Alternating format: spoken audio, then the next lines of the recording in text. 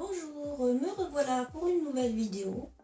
Donc à partir d'aujourd'hui je vais pouvoir reposter plus souvent puisque tout doucement, de toute façon vous le voyez, j'ai meilleure mine, je récupère bien de mon opération. Donc je suis contente, je vais pouvoir vous faire plus de vidéos. Et aujourd'hui je vais vous faire une petite vidéo sur le positionnement du chablon. Donc n'oubliez pas, bien sûr, si vous aimez mes vidéos, partagez et likez, ça me fera plaisir et ça m'encouragera à continuer. Donc j'ai décidé de vous faire cette vidéo pour bien positionner le chablon parce que j'ai vu que beaucoup de filles avaient énormément de mal à bien mettre le chablon pour ensuite avoir la forme idéale au niveau de leur forme d'ongle. Donc selon ce qu'on veut faire comme forme, on va le positionner différemment, puisqu'on peut le positionner pour une forme qui est plus classique, comme l'amande par exemple, ou alors à l'inverse, le chablon sera posé légèrement différemment, si par exemple on veut faire une amande russe. Donc je vais vous montrer ça directement en image. Donc déjà, il existe plusieurs formes de chablons.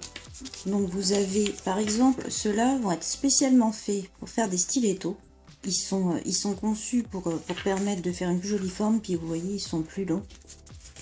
Ensuite, vous avez des tout simples comme ça, qu'on va plus souvent utiliser justement. Donc les plus simples, ceux-là ça a l'air étrange, mais c'est ceux que je préfère pour des petites poses. Avec leur petite forme arrondie, ils s'adaptent parfaitement à mon doigt. Mais après, bien sûr, vous avez donc des petits chablons comme ça, que... Là, on va enlever ça. Vous voyez, d'un côté, ça va être bien carré, de l'autre bien arrondi. Ça va permettre de s'adapter à la plaque de beaucoup de clientes qu'elles aient la partie ici arrondie ou qu'elles aient une forme plus droite. Ça permettra que ça s'adapte sans souci. Donc, pour poser votre chablon, donc déjà, on fait ça. On fait ça. Ensuite, surtout au début, je conseille d'utiliser la petite partie qu'on colle ici. Ça évite que ça se colle en dessous de l'ongle et que ça vous fasse galérer. Celles qui ont l'habitude, elles peuvent s'en passer. Moi, c'est très souvent, je le colle même plus. Mais quand on débute, le chablon quand on le met ici, quand il se colle en dessous, ça peut être très énervant. Et il y en a qui galèrent avec ça. Donc ensuite, on prend le chablon et on va légèrement l'arrondir en fait. Vous voyez, comme ça. Pour qu'il soit plus facile à poser. On va bien le placer au niveau de l'ongle. Donc là, j'ai pas limé mon ongle, mais bien sûr, pour faire une pose, il faut penser à limer l'ongle avant le bord lime. Donc dans le cas d'une pose qui est, on va dire, classique, comme une forme amande par exemple, on va poser le chablon, voilà, comme ça, bien droit, dans la continuité du doigt. Il faut que ce soit vraiment droit. Vous voyez le doigt là, l'ongle, le chablon. Tout est parfaitement droit. Donc ça va être plus pour les formes comme l'amande toute simple, le stiletto. Donc toutes les formes qu'on dit classiques. Donc ensuite, il faut bien le centrer. Donc pour les débutantes, pareil, vous pouvez vous aider de ça. Il faut bien le centrer et ensuite, il faut bien le positionner sur les côtés. Vous voyez pourquoi j'aime bien ces chablons, c'est qu'ils peuvent s'adapter bien à la taille, à la largeur de l'ongle. Donc voilà, une fois que c'est bien droit, que c'est bien positionné, ici, il ne faut pas que ça dépasse. Si jamais vous avez ça, vous voyez le bord là, ici, on voit la partie blanche de l'autre côté qui dépasse. Il faut que ce soit parfaitement asymétrique comme celui-là. Donc une fois que c'est comme ça, c'est bon, c'est bien positionné, donc vous pouvez coller et vous pouvez faire votre pose. Donc ensuite, pour une pose qui va être plus, par exemple, pour faire une forme, on va dire, plus moderne, avec un apex moderne, puisqu'il y en a beaucoup qui se mélangent entre des histoires de bombé et d'apex. En fait, je vais le dire tout de suite, c'est exactement la même chose. Le bombé, c'est l'apex. Et apex, ça veut dire bombé. Apex veut tout simplement dire que c'est la partie la plus haute. Et un bombé, si vous y réfléchissez bien, c'est bien la partie la plus haute de l'ongle. C'est ce qui permet justement d'éviter la casse. Donc c'est exactement la même chose, c'est juste le nom qui diffère. Avant on appelait toujours ça bombé et tout doucement, avec tout ce qui est formation internationale et tout ça, c'est devenu, tout doucement, les gens ont tous utilisé le mot apex. Mais c'est exactement la même chose. Donc la différence, il y en a qui se servent des deux noms pour dire que la forme classique ce sera un bombé, la forme moderne ce sera un apex.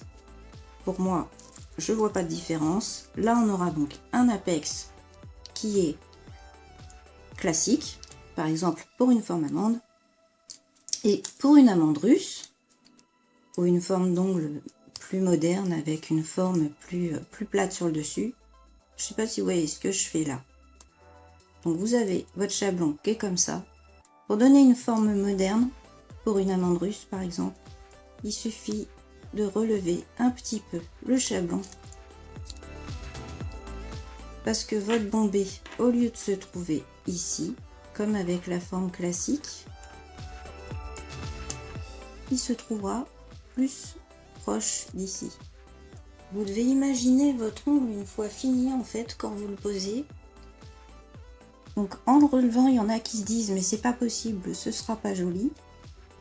Donc je vous rassure que si, puisque là votre ongle, imaginons le bord va être là, mais la construction va permettre de faire quelque chose de droit ici et de redescendre ici. Ça donne une forme plus plate à l'ongle sur le dessus, avec un apex qui va être placé plus proche des cuticules, mais il sera toujours là. Et donc comme je vous l'ai dit, bombé et apex c'est exactement la même chose. C'est juste cette différence de placement qui fait que ce soit une forme classique, soit une forme moderne, que certaines utilisent les deux noms différents, mais au final c'est exactement la même chose. Donc voilà. J'ai été vous chercher deux ongles que j'avais fait pour vous montrer. Vous voyez là la forme? Cette forme là, c'est un apex classique qu'on va utiliser pour les formes amandes, pour les formes stiletto, mais aussi pour les clientes qui veulent par exemple des ongles carrés, mais qui a un effet vraiment naturel. Il y en a, elles veulent vraiment ça et pas autre chose. Alors qu'un apex moderne donnera cette impression sur le dessus que l'ongle est complètement droit. Mais ici, vous voyez,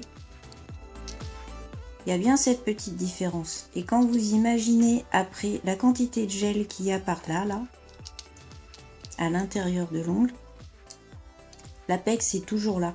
C'est juste qu'il est caché à cause de cette forme. Mais au final, ça revient exactement même. Les deux, ce sera un apex. Vous pouvez l'appeler comme vous voulez, que ce soit bombé ou apex, au final, ce sera exactement la même chose. C'est juste la forme qui change, c'est tout. Donc déjà, ça vous évitera de vous embrouiller dans beaucoup de discussions, puisque beaucoup de filles sont persuadées que un apex et un bombé ne sont pas la même chose, mais en fait, si, c'est bien la même chose. Beaucoup de formateurs d'ailleurs vous le diront, que ça veut dire exactement la même chose. Donc voilà. Donc j'espère que cette petite vidéo vous aura aidé, aura éclairé un petit peu les débutantes sur le positionnement du chablon et aussi sur ces différents termes qu'on utilise pour l'apex. Et je vous dis à bientôt. Au revoir.